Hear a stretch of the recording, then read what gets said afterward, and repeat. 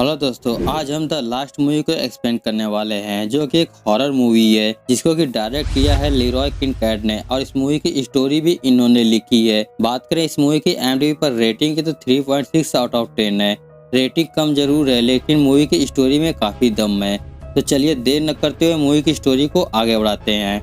Movie की starting में हम फादर रॉबर्ट को देखते हैं जो कि एक कमरे में जा रहे होते हैं और उस कमरे की हालत काफी खराब होती है और ये सीन यहीं पे कट होके हमें एक कपल लूसी और बेन को दिखाया जाता है जो कि अलार्म बजने की वजह से जागते हैं। फिर बेन अपने ऑफिस के लिए तैयार होता है और वो लूसी को बताता है कि आज ऑफिस में उसकी एक डील होने वाली है जिसके लिए वो 7 हफ्तों से मेहनत कर रहा होता है। तो लूसी उसे उसके लिए गुड लक बोलती है। रात को लूसी घर में अपना काम कर रही होती है, तभी उसे एक आवाज सुनाई देती है और घर के अंदर उसे किसी और के भी होने का महसूस होता है। फिर वह घर के अंदर जाती है चेक करने के लिए तो वहाँ पर कोई भी नहीं होता है। तभी अचानक से उसे एक मिरर में एक अनजान शख्स दिखाई देता है जो कि ब्लैक हेड पहने हुआ होता है, लेकिन उस जगह देखने पर कोई भी नहीं होता है जिससे लूसी काफी ज्यादा डर जाती है। तभी वहाँ पर बेन आ जाता है तो लूसी उसे बताती है। फिर वह इस बात को इग्नोर करके उसके डील के बारे में पूछती है तो बेन उसे बताता है कि उसकी डील नहीं हुई है जिसके लिए वो परेशान है। तो लूसी उसे रिलैक्स करके सोने के लिए कहती है। आधी रात को हम देखते हैं कि उनके रूम का दरवाजा हल्का सा अपने आप ही खुलता है और अपने आप ही फिर से बंद हो जाता है। अगली सुबह लूसी अपने फ्रेंड एली से फोन पर बात कर रही होती है, तभी उसे एक आवाज सुनाई देती है जिसे कि एली भी सुन लेती है। तो लूसी जाकर चेक करती है तो वहाँ पर एक कौवा उसके खिड़की से टकराकर मर गया होता है।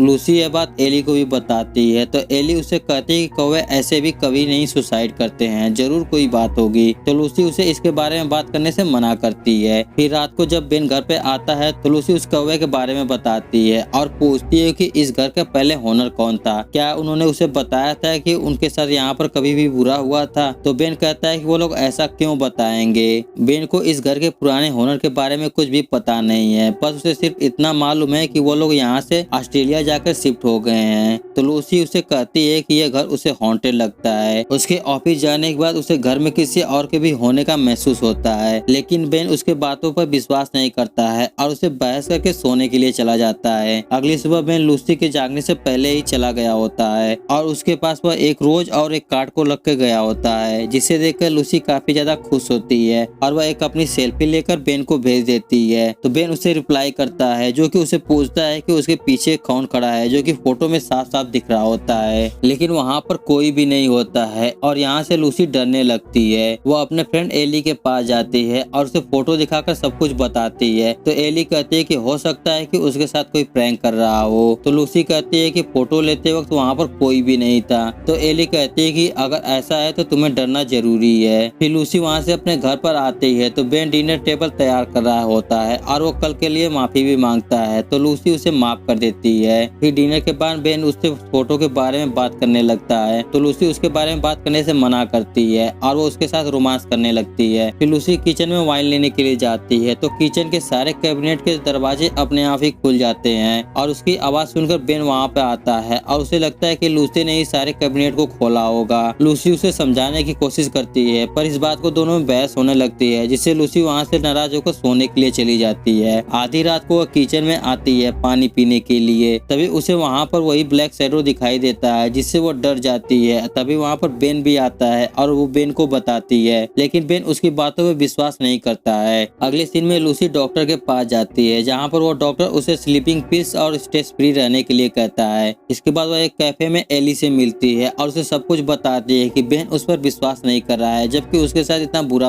हो रहा है। फिर लूसी वहाँ से वॉशरूम में चली जाती है जहाँ पर उसे एक औरत एमिलिया मिलती है जो उसे कहती है कि तुमने उसे देखा है, उस टोपी वाले आदमी को, वो जब तक नहीं जाएगा तब तक वो तुम्हें पा ना ले और तुम उससे भाग नहीं सकती हो, लेकिन तुम उसे अंदर मत आने देना। ये सुनकर वो काफी हैरान हो जाती है और वहाँ से चली जाती है। घर आकर उस औरत के बारे में एली को बताती है तो एली उससे कहती है कि इस बारे में हमें ऐसे आदमी से पूछना चाहिए जिसको कि सोल और घोस्ट के बारे में मालूम हो। वो बताते हैं कि उसने पहले भी इस तरह की स्टोरी सुन रखी है, इसलिए उसे इस बात पर भरोसा है। फिर वो दोनों इंटरनेट पे इसके बारे में रिसर्च करने लगते हैं तो उन्हें वहाँ पर एक आदमी डॉक्टर डेविड एंड्रू के बारे में पता चलता है, जिसने कि अपने बुक में उस ब्लैक शैडो के बारे में लिखा होता है। फिर वो दोनों उसका एड्रेस निकालते हैं और अगले दिन लूसी उसके घर पे मिलने के लिए जाती है, लेकिन वो डॉक्टर उसे अंदर आने से मना करता है। तो लूसी उसे बताती है कि उसने देखा है उस टोपी वाले आदमी को, जिसके बाद वो डॉक्टर उसे अंदर आने के लिए कहता है। और दोस्तों यहाँ पे मैं आप सभी को बता दूं कि सेम ऐसा ही कंटेंट मूवी रूम 203 में दिखाया गया है, जो कि एक हॉरर मूवी है। और मजेदार वाली यह बात है कि वो सच्ची घटना पर आधारित मूवी बनाई गई है। अगर आप लोग उस वीडियो को देखना चाहते हैं तो उसका लिंक डिस्क्रिप्शन और आई बटन दोनों पर मिल जाएगा। खैर हम आगे बढ़ते हैं।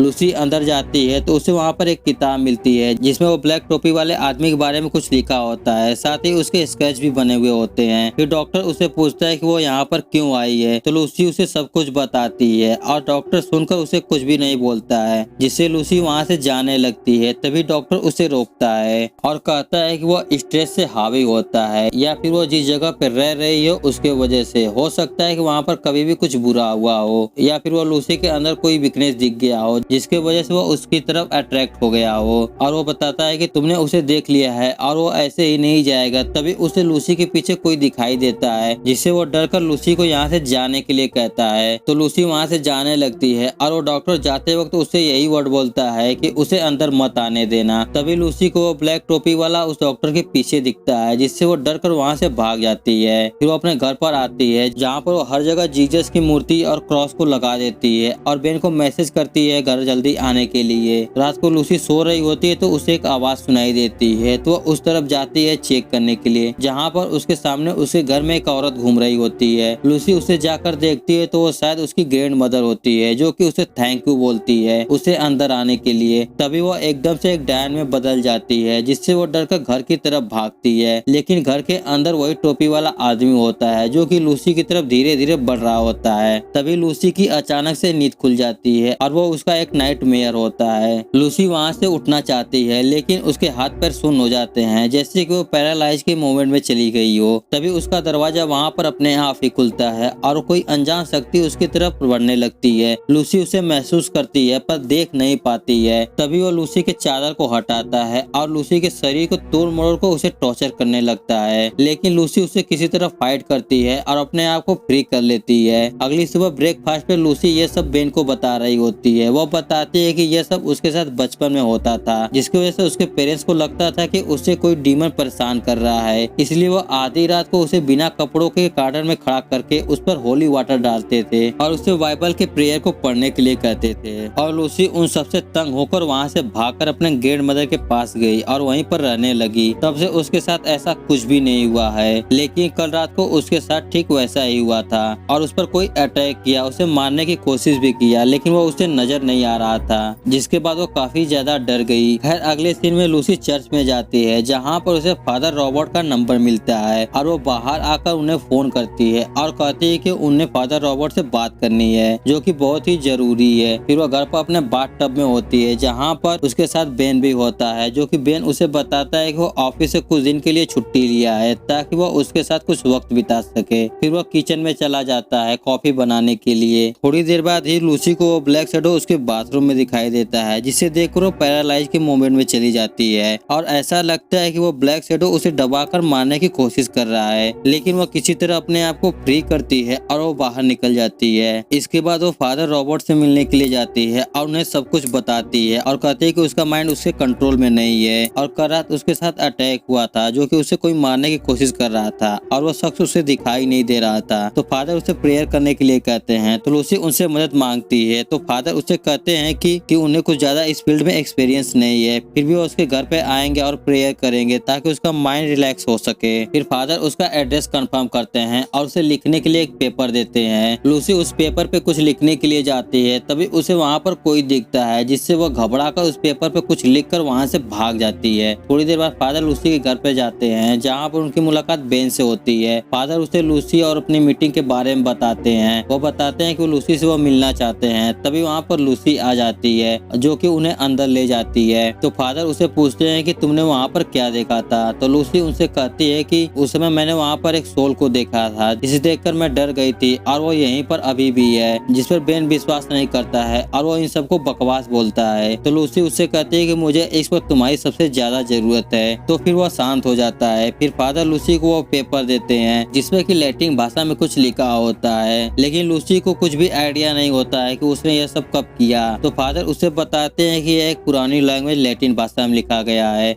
जो कि हम सभी जानते हैं कि डीमन या डेविल हमेशा लैटिन भाषा का ही प्रयोग करते हैं। और यह बात किस किस को पता थी नीचे कमेंट करके जरूर बता सकता है। खैर, उस लैटिन भाषा का मतलब होता है कि अब वो उसकी सोल उसके कब्जे में है। यह देखकर बेन उस पर काफी गुस्सा होने लगता है कि अब तुम लैटिन भाषा में भी लिखने लगी। फिर फादर उसके वॉशरूम में जाते हैं जहाँ पर उसे एक दरवाजे के पीछे से कुछ आवाजें सुनाई देती है जिसे वो अपना मंत्र बोलकर फील करते हैं। खैर, अगले सीन में लूसी ब्रश कर रही होती है, तभी अचानक से उसके मुंह से बहुत ज्यादा मात्रा में ब्लड गिरने लगता है जिससे वो काफी ज्यादा डरने लगती है। लेकिन यह सब लूसी का एक विजन होता है जो कि शैतान उसे दिखा रहा था। इसके बाद बेन को एक आवाज सुनाई देती है तो वह जाकर देखता है कि लूसी एक कमरे में शांत खड़ी है। तभी उस रूम का दरवाजा अपने आप ही बंद हो जाता है। बेन जाकर उस दरवाजे को खोलने की कोशिश करता है लेकिन दरवाजा नहीं खुलता है और दरवाजे के पीछे से उसे कुछ अजीब अजीब आवाजें सुनाई देने लगती है। तभी वो दरवाजा अपने आप ही खुल जाता है और बेन अंदर जाकर देखता है कि लूसी अपने हाथों को जख्मी कर रही होती है और वो डिमोनिक आवाज में चिल्लाती है और वो उसके पास आकर कुछ कहती है, जिसके बाद वो बेहोश हो जाती है।